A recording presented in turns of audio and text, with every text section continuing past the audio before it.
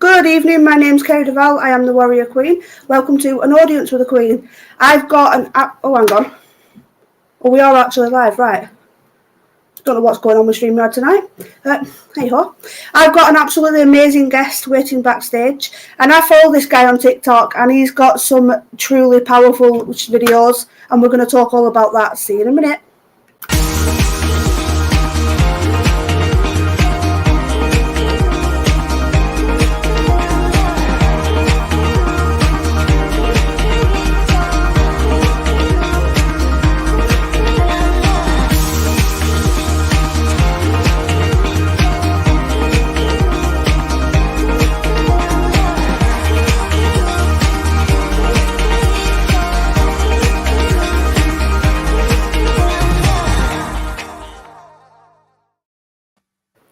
Good evening, Paul. Welcome to Warrior TV. Hi, thank you very much. So to start off with, obviously I did a brief thing about your TikTok channel, but before we get into that, I'm going to ask, who is Paul? Who is Paul? So, well, I mean, first and foremost, really, I like to think of myself as William's dad. So I'm father of William, who's a 5-year-old boy with autism, and you know, much of my last 5 years has been very much absorbed with caring for William, advocating for William, helping William out. But aside from that, I was previously a university lecturer and then an engineer for a little bit, and I had to give that up. William's needs, so these were increasing with time as his signs of autism became a bit clearer, and it became more difficult to get childcare for him. So I've sort of transitioned from that. Kiara, fuck off! Bloody cat. Sorry about that. Go on. No worries. So I've transitioned from quite a professional life, basically, to a life which is absorbed with caring for, advocating for my son, and quite recently, about 3 months ago, joined TikTok. So you mentioned some of my videos, and that's been a real great way to connect with people. It's been amazing the last few months, and it's helped me a lot. Definitely have that audience and those connections. Yeah, and TikTok is a brilliant channel. And when I first heard the words TikTok and I'd seen all these dancing videos, all this, my niece were doing all this, and I'm like, what the hell? So I did stay away from it from a little bit, but then I thought, right, okay, well, we're building the Warriors. We need to stretch our audience. Let's go over to TikTok. Let's go check it out. And we've not been on it long ourselves. So, but we certainly haven't got the traffic that you have. I mean, you've got some truly amazing videos on there. Thank you. Well, it's all William. Yeah. The show. Yeah. So tell us what was the first signs of William's autism that spiked it with you or his mum? Well, from day one, really, or you know, at least the first few weeks, it was quite clear that he was a unique character. I think anybody who knew him would say that. We didn't think autism, but just thought he was very much his own person, and we were sort of proud of that, because he you know, he had his own mind, was very stubborn about things, and yeah, within a few weeks he had us wrapped around his little finger, and he knew how to get what he wanted. Wouldn't take no for an answer, really. So he had this stubbornness and this sort of non-conforming nature, which over the months became more and more clear.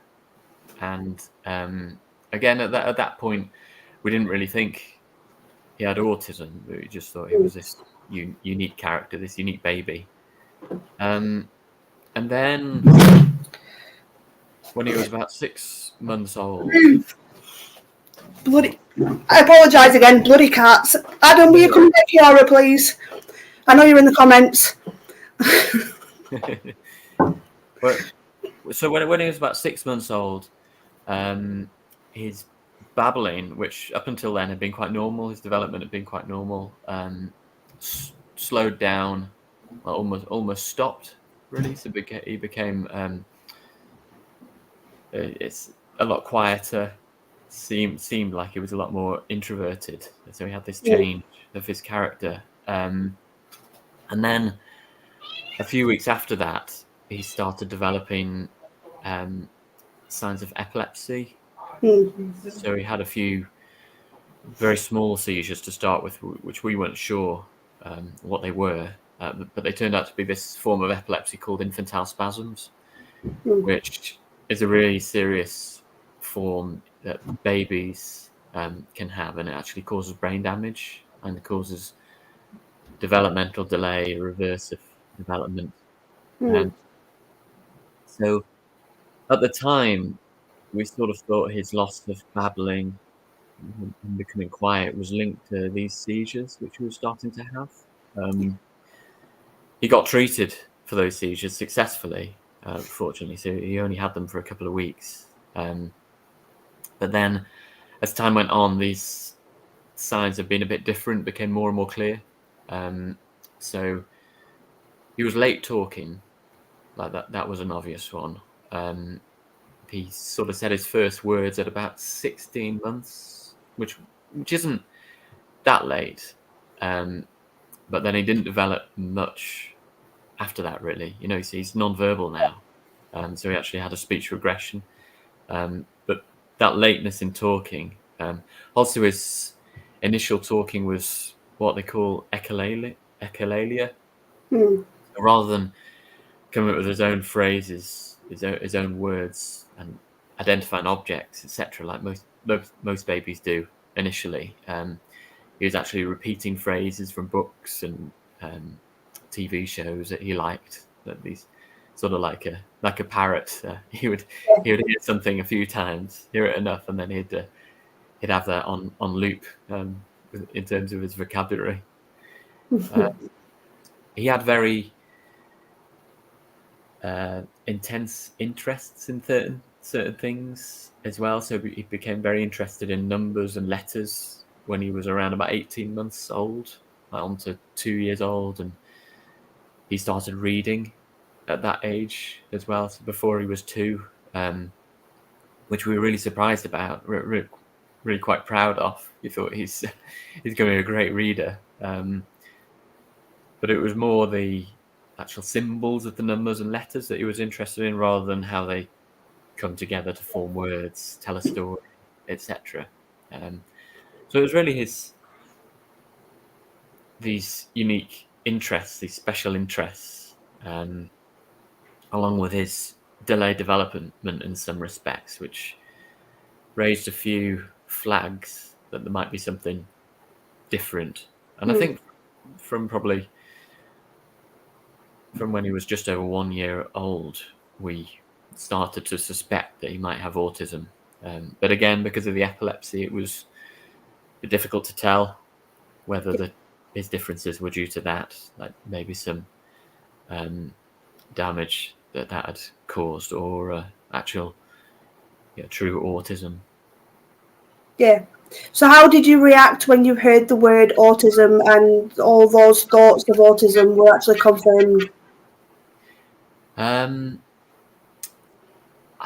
I've always been okay with it, actually. I've had a lot of connections with autism, like in my life. At one stage, I worked with people with autism, like adults with learning disabilities. A lot of those had autism, and I've always got on really well with autistic people as well. I've always found it easy to connect with autistic people for some reason. So I was quite comfortable with the idea that he might have autism. That was fine with me.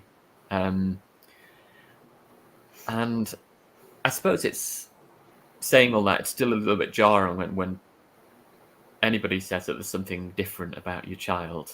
And I remember in his first nursery, probably when he was just getting on for 2, that's when the term autism was raised as a possibility, and I suppose it wasn't the autism that we were afraid of. It was more the fact that he's not doing what he should be doing at this age. You know, he might go on to struggle in education, with life, etc. Yeah.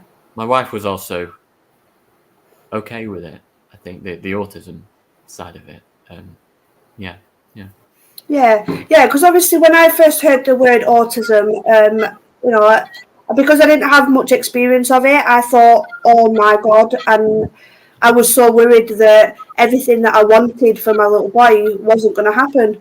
But then, obviously, it became a learning curve, and I learned so much about autism. Well, I learned as much as I could in a short period of time about it and how to help him.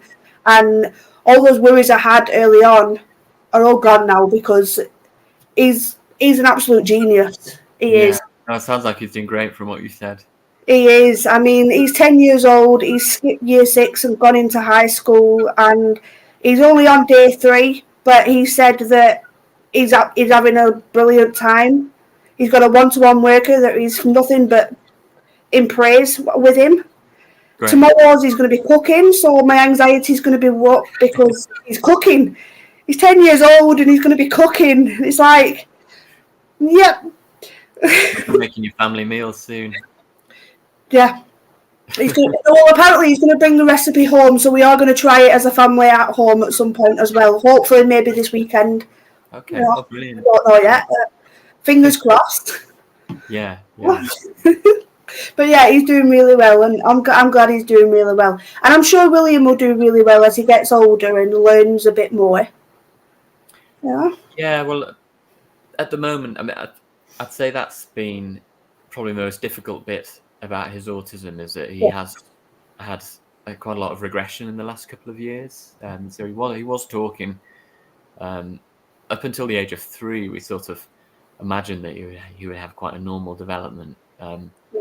Then that regression occurred, and as I said, now he doesn't talk at all, and it's very hard to tell, like what he understands and what he knows. We always assume he understands, just in case he does, in the way we talk to him and explain things to him. But well, the way that he comes across in the videos, he's got an absolutely amazing personality there. You know, even without the speech, he has got an amazing personality, and that comes across in the videos. Yeah, no, he's definitely got a quirky personality, and that's evident from the start, certainly. Yeah, he does. I can tell from your videos. He is an amazing little boy. He is, yeah. And actually, the videos have helped me in a strange way I didn't anticipate, because usually when I'm out and about with William, if you've watched the videos, you'll probably know that he's so quick, he's so agile, active. He's a real flight risk. So, you know, being out on the street with him, it's just 100% being on my game to catch the next break for freedom. So I don't necessarily think about what he's understanding, what he's taking in. It's just purely firefighting. Yeah. But watching these videos back, which I have done, I can see little expressions he does, little looks in his eyes at times, because a lot of the shots are quite close up, quite focused on William, that show that he does maybe understand, and just indications of comprehension there, which I don't see when I'm trying to stop him running across a road or Yeah, wait till he's 10 years old and nearly running somebody over in home bargains with a trolley. And I suppose you don't get much time for contemplation at all. Yep. You know, it is one of them. Constantly apologising. You know, that day it was like, I'm lucky I didn't get bored from home bargains. I know the feeling. Yeah. Hang on a minute. What's come up now? We're not live on LinkedIn. It's not going on LinkedIn for some reason. I don't know why. Okay. Big thing. We'll sort it out after. No Technology. It can either be your best friend or your worst nightmare, and tonight it's been a bit of both. And Yes. cats. Yeah, well, we've got 9 cats, and she's a little troublemaker, so... Oh, oh, bless her. But, so what made you start doing the TikTok videos? Oh, that's an interesting question. So I did my first one very spontaneously, which was a strange one. It was before I really had a direction in mind. It's William and myself walking through a giant canal tunnel that's nearly 2 miles long. So it's a bit of an adventure. But I did that actually on the day that I realised we probably weren't going to get childcare for William, which meant I probably couldn't carry on working. Yeah. So I went out and just said, right, if I can't carry on working, I'm gonna, create something, and let's just start doing these videos, and that was it really. And actually, the video was about 30 minutes long originally, and I put it on YouTube, and then I thought, oh no one's gonna watch 30 minutes going through a dark tunnel. So I thought, where might a video a few minutes long be welcome? And I think my wife suggested, oh, why don't you try TikTok? Like shorten it down, make it snappy. So I gave it a go, and a few people watched it. Then I started doing a few more, and it was the one I did of William biting my head, which one of my first video, about my 5th or 6th video, I think. It's how William shows affection. A very short video. It just shows him locking onto my head with his teeth, and that was the one that not went viral, but whereas the other ones had like a couple of hundred views, this one got 10, 15,000 quite quickly, and Yeah. I thought, wow, this is a way to And connect. your videos are hitting quite big numbers. Sorry? And now you're hitting quite big numbers on your videos. Some of them, yeah, which is amazing. No, it's great, and that's why I'd really like suggest getting involved in TikTok. If anybody wants to share things and get them out there, because I think if you create something, then it's the best way to get the right people to see it. You can use I think it's amazing what you're doing, because it's creating so much awareness for autism out there and displaying normal traits of autism and just displaying them as normal to other people. Yeah, and I hadn't really thought so much about why I was doing it, but yeah, that's absolutely the reason. It's on some subconscious level. That's why I started doing that, I think, and now I feel like I've got a responsibility to keep doing it, because there's people who watch. Please do keep doing it, because the videos are amazing and it's creating so much awareness. And TikTok's enable us to connect with people around the world that are going through similar things as me and Adam are. We're raising 2 autistic children.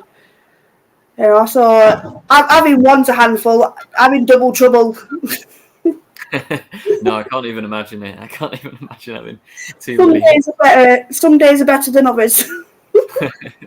Yeah. We've had a few questions in the comments. Oh, right, okay. Flip them up. So Adam's asked, what's the difference between stimming and someone being silly? So I think before we answer this question, Adam, I think we should go into stimming. So stimming behaviours, for anyone that doesn't know, is when an autistic child is trying to process the world around them, and they can display this in a few different behaviours. So Lucas and Tegan like running up and down the aisles in shops, or they'll spin around, they'll flap their hands, they'll make loud noises, that sort of thing. That's all normal stimming behaviours. So what about William? Is there any stimming behaviours he does? Yeah, absolutely. So picking up and dropping objects is one of his favourite stims at the moment. So he gravel, like we went to the botanical gardens today, and there'll be a video on about that soon. But he likes to pick up small gravel and drop it and see it falling, usually on a nice clean bit of floor that you have to sweep up afterwards, kick into the side. So that's stim for William. It's the difference between that and how I know he's doing that to stim and not being silly is because he's clearly doing it for himself. He's not doing it to get attention from me or anything like that. He's doing it because that action itself makes him feel good. It brings him that comfort, that familiarity. He's in a new place, but these stones, they're familiar to him, and dropping the stones, that's a movement he's familiar with. So I feel like it brings him comfort to do that. Yeah, I mean, they do say that a stimming behaviour is supposed to help them feel more comfortable, and then obviously it's supposed to help them process the world around them. So if they go into a new place, it's processing people around them, the different sounds, different things that are going on around them, maybe different lighting or something like that. I mean, the list goes on. To us, we walk into a shop and it's a new layout, and obviously there's new items on the shelves that we may not have seen in other shops. But to an autistic child, it's so much more. Yeah, absolutely. Yeah. Yeah, I think a great one for people to understand autism a little bit more is The Good Doctor. Me and Adam have just recently started watching that on Now TV. And that's great for looking at how an autistic individual functions on a day-to-day basis. Okay. On Now TV, you said? It's on Now TV, yeah. I don't know if it's on Netflix or not. I'm not sure. Okay. I can't remember who mentioned that. The Good Doctor. But it is really good. It's about a guy called Sean that's got savant syndrome. It's basically he's a genius with autism. And he wants to be a surgeon. And he does amazing things from the first episode. I'm not going to give too much away in case people want to go and watch it. Sounds great. Yeah. Okay, so we've had another one. How is William when on school days, I think it means? Do you think there's a lack of understanding when it comes to recognising when someone is stimming? So what's he been like at school? Obviously, he's only been there for a day, is it? Yeah. So we've had a funny situation this week in that he went back first day on Monday, but then there's been a problem with the water and the electric at his school, so he's going to be off for the rest of this week. So we've only had one day to see how he's getting on in school. But he got on well that day, so I'm told, and he was quite happy when he came home. So stimming in school, the question is about. Yeah. So I don't know whether they'll have spotted any stimming yet, would they? So he did. This is his second year in school. So he was in reception year last year. So the staff have got to know him a bit. Yeah, it's a good question. And where I used to work, certainly, and this was sort of 12 to 15 years ago, when I worked in a college for learning disabilities. There was a lack of understanding of stimming, certainly, and I remember things like people being told not to rock, which is, just awful, really, with the understanding we have now. But yeah, that's a risk, isn't it, in school, if the staff aren't educated. But I think from everything I've seen at his school, there is understanding. He gets to do what he needs to do. He's able to leave the classroom when it becomes too much for him. He has a sensory room he can go to, which is great. So it's an autism unit he goes to. And I imagine with his stimming, his dropping things, other stims he does, like climbing, balancing. I think they would understand that and let him do it when they sense that he needs to. Yeah. So does he have an education healthcare plan or EHCP as the shorter version? Yeah, he does. Yeah, he got that just before going to school, and so that's been really useful. That's been vital for us, really. So it says on there that he needs one-to-one support. So he's got a one member of staff in the morning and a different one in the afternoon who gives him that one-to-one, and Yeah. he's been really happy with that. And he actually forms really close bonds with the staff. He's a real people person, which is great. Again, like, breaking these stereotypes about Mm. people with autism not liking people, but he loves people, and Yeah. there's one-to-one Yeah. stuff. And there's Yeah, I mean, obviously after doing my level 3 and becoming a mental health therapist, I went on to doing an autism course, and I'm learning so much about autism doing that. And stereotypes around autism, there is a lot of them. So a lot of people think that an autistic individual is rude and disruptive. They're so not. mm, The mm, only time when they can be disruptive is if they've got upset because they're trying to process things and they just need a little bit of understanding, a little bit of um, comforting.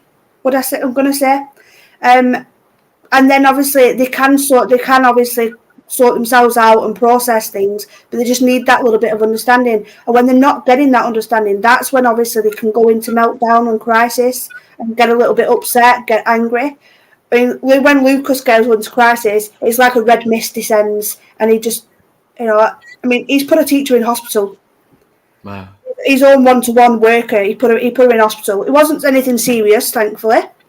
She was in and out within a few hours, but she still had to go to hospital to be checked over because the Yeah. red mist descended, and Mm, that was ultimately the reason we brought him out of mainstream school. mm, mm, Was he needs that understanding, and mainstream school didn't offer it to him. mm, You know? mm. Even though he had an EHCP with all the support things in place, that incident still happened. Right. So, Yeah. yeah. So what's William like when he has a meltdown?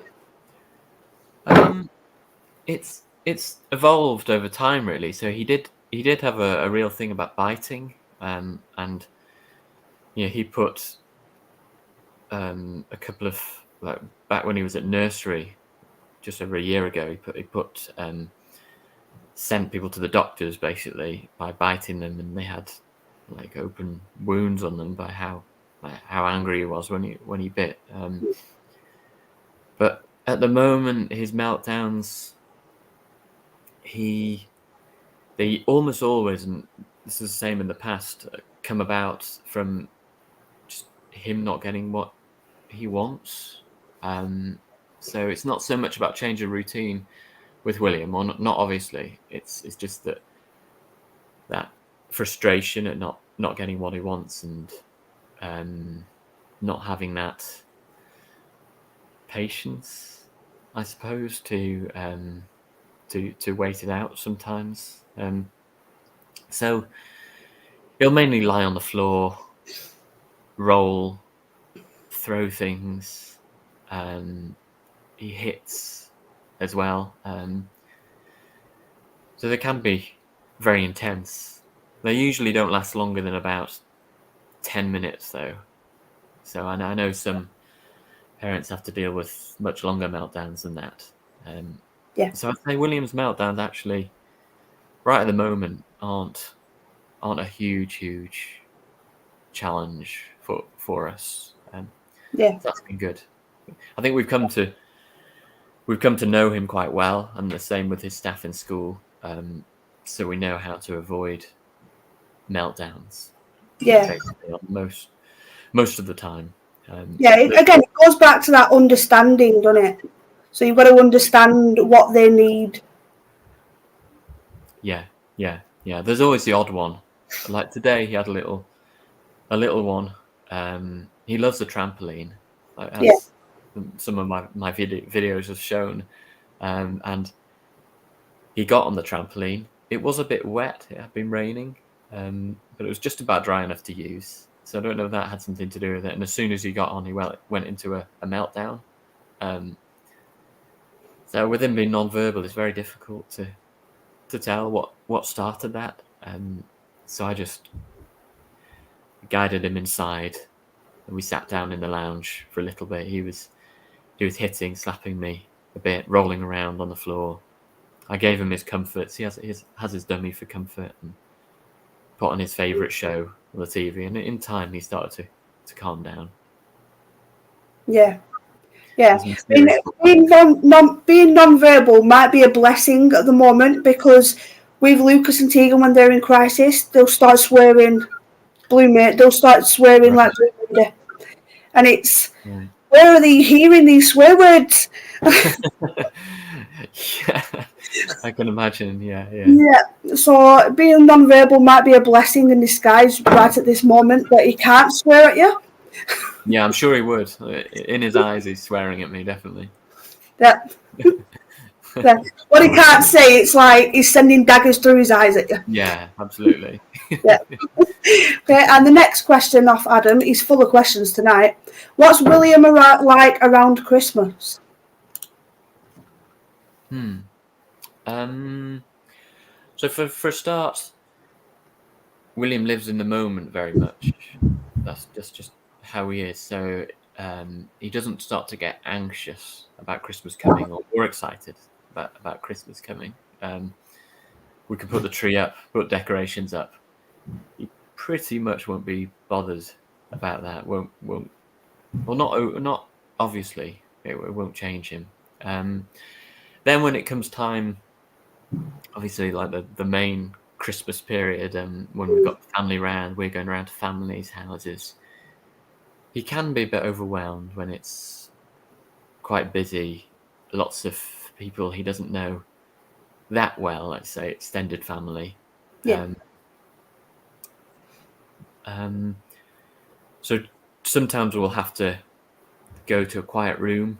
We'll go in the garden, and which, in December can be quite cold. Yeah. He's fine with it. Just to have some chill out time. And then usually he's okay to come back in and join the party, as it were. He's generally not too bad around noise. I mean, we went to London recently. He went on the tube, absolutely loved it. But sometimes I think it can just build up a bit too much for him. It's a common trait with autism. I think Christmas is probably one of those times when that's a risk.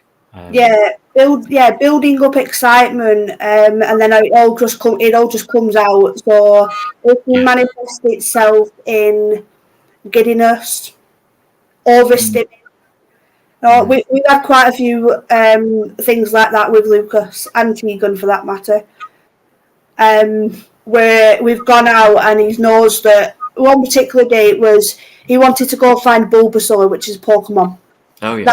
That's the latest thing at the moment with our two. It's Pokemon. It's going to cost me a fortune this year. Find it as in on the phone where you go around and... No, he basically wanted to go and find the Bulbasaur teddy. Oh, so teddy. we had to go and have to go find this. And because he got himself all excited, so the first shop we went to, Bulbasaur wasn't there. So we had to obviously go to a different shop. And he got a little bit overexcited that we were on a Bulbasaur hunt, basically. So I had to buy him some extra fidgets because we've completely forgotten to bring fidgets out. So I bought him a box of Rubik's Cubes, and that calmed him down enough to go and find it. And we did actually find it. It was the last one on the shelf, and we had to get a lot of the staff members in the shop to go up on the ladders, and these were massive ladders. Right at the very top, Bulbasaur, the last one in the box. Did he spot it up there? He did. He's like, Bulbasaur's up there, I want it. Right, we'll get a staff member to get it. It's like, right, can we go home now? He's like, no, but I want a little Pokemon ball as well. It's like, oh, for God's sake. I'm like, as soon as he picked it up, I'm like, right, Till, now we're going on. It was the point where I'd gotten fed up. It's like, this Bulbasaur hunt, nope. Yeah. Sometimes autism is amazing, but it really tests you as a parent. Yeah. Oh, absolutely. Yeah. Yeah, and that obviously brings me on to my next question nicely, obviously. How do you find being an autistic parent is for you and obviously his mum?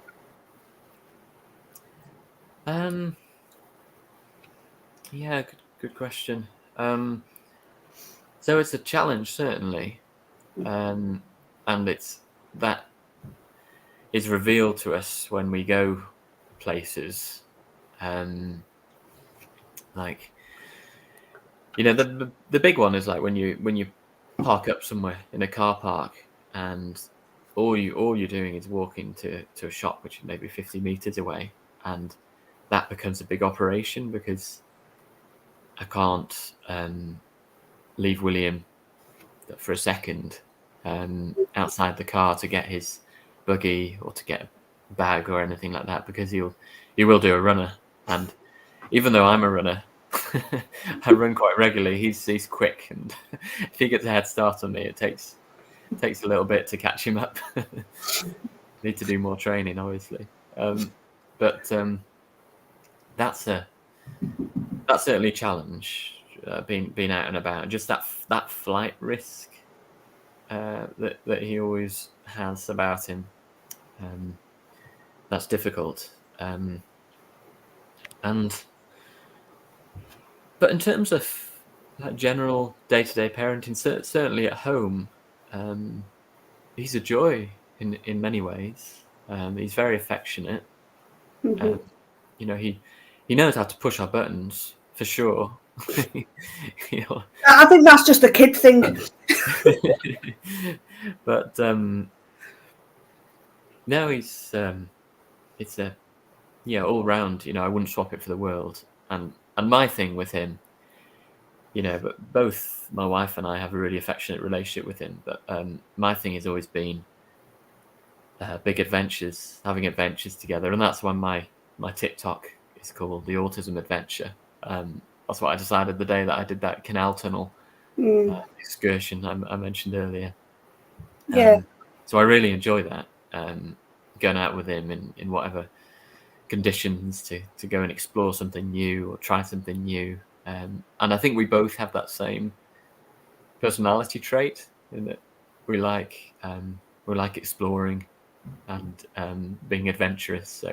So we share that together, and that really connects us. Yeah. Maybe if he didn't have autism, we wouldn't share that connection in the same way, because he wouldn't need me as much. He'd be off probably, you know. Yeah. I really don't know much about neurotypical kids and what stage they do things at in this world, but you know, at some stage he'd be off playing football with his friends or not wanting to have dad hanging around. But to be honest, I don't think you would be disconnected if you didn't have the autism, because I mean, again, going back to looking at your TikTok videos, you do have a really strong bond, you and him, and that comes across in the videos. It does. You are a brilliant parent with him, and I think I've commented that a few times. You're doing a brilliant job with him. Well, thank you. Well, it does really come across, and you know what? I'm going to say it. Anybody on here, please go and find Paul on TikTok. He's under William's dad. He's absolutely amazing videos. Go and watch a few. Send him likes and give him a follow. I'm going to say Adventure is the page name, and my name's William's dad. Yeah. Yeah. If you follow Mental Health Warriors on TikTok, you'll find him. That's an easy way to find him. Yeah. So, do you find being autistic parents isolating at all, or do you get judgmental comments from people?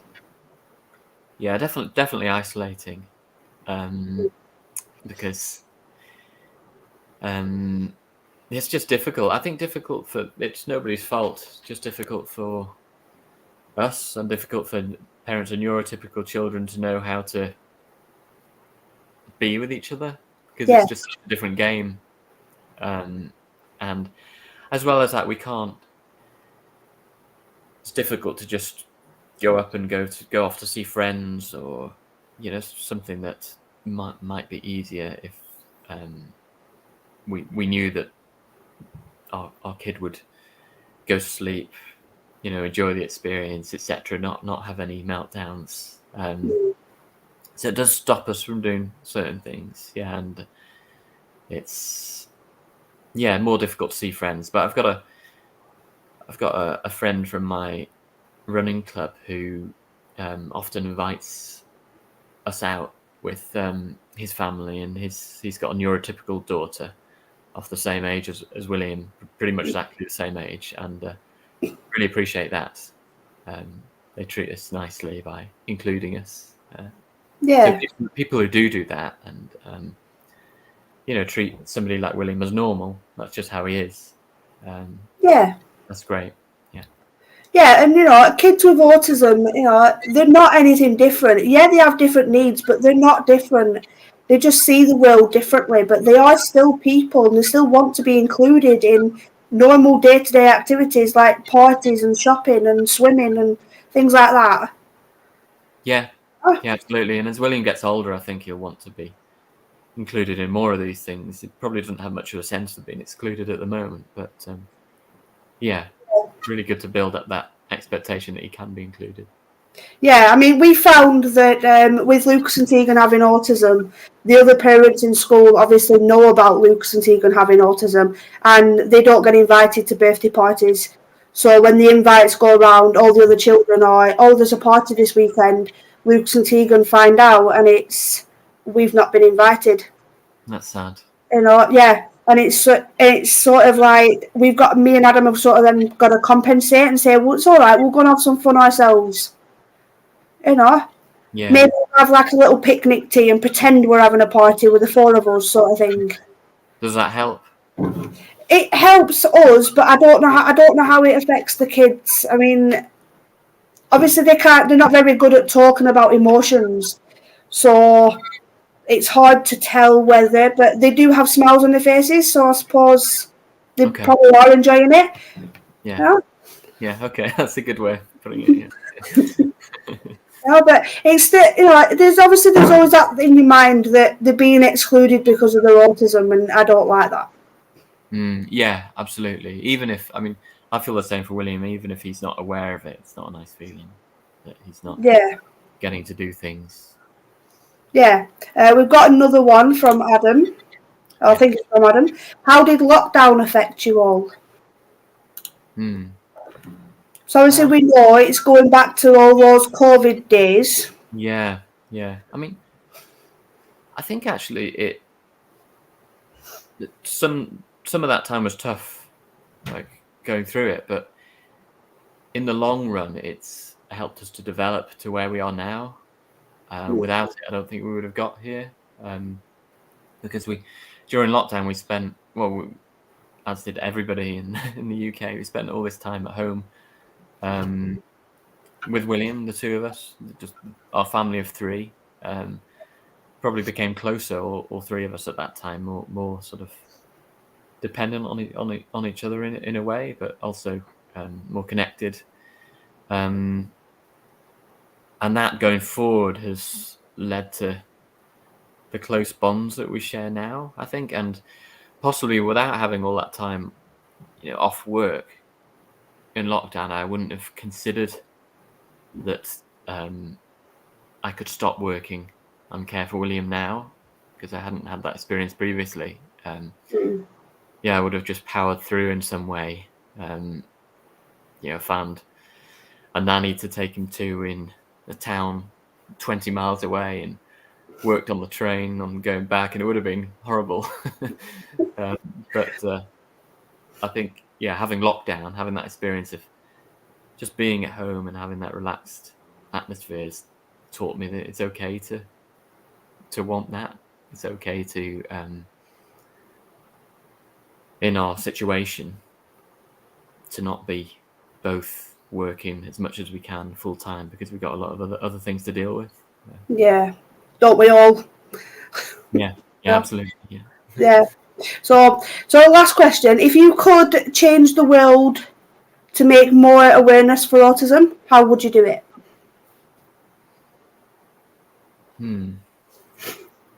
That's a difficult question.